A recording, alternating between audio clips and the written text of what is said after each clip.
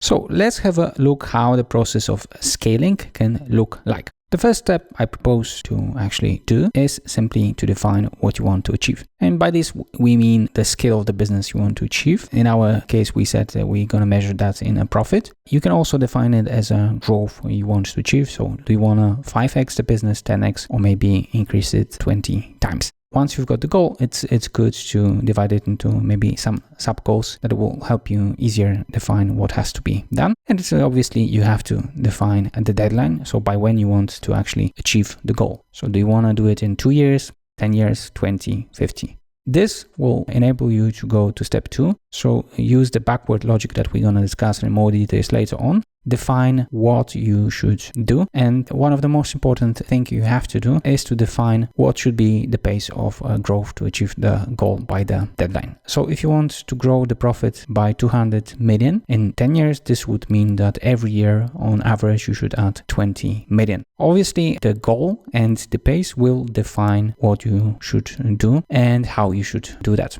Once we've got the pace, obviously we have to check the capacity of every area. So to what extent it enables us to grow. As we said, we recommend doing it in 3 areas. So sales and margin, operations, and recruitment and training. And as you might remember what we have done in the previous section, this will obviously help you identify the bottlenecks in the step number 4.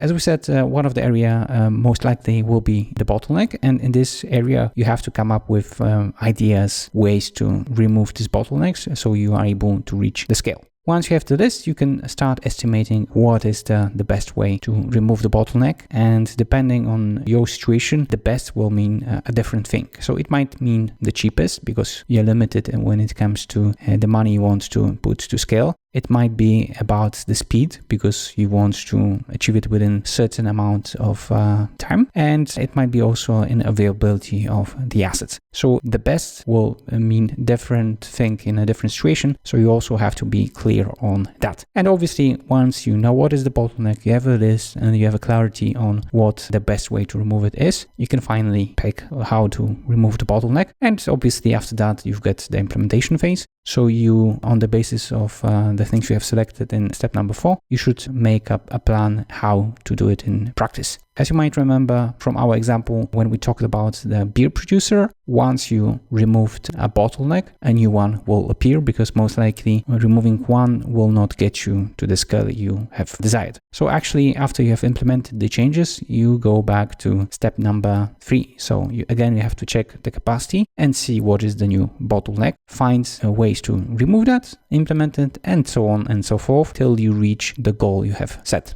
So to sum up, you set the goal, you use backward logic to define the pace of growth, you check the capacity of every area, and you find the bottleneck as well as you find a way to remove that. Once you have a clarity on that, you implement the changes that will help you remove the bottleneck and grow the business. Once you do that, most likely you will have to go back to step number 3 and deal with another bottleneck.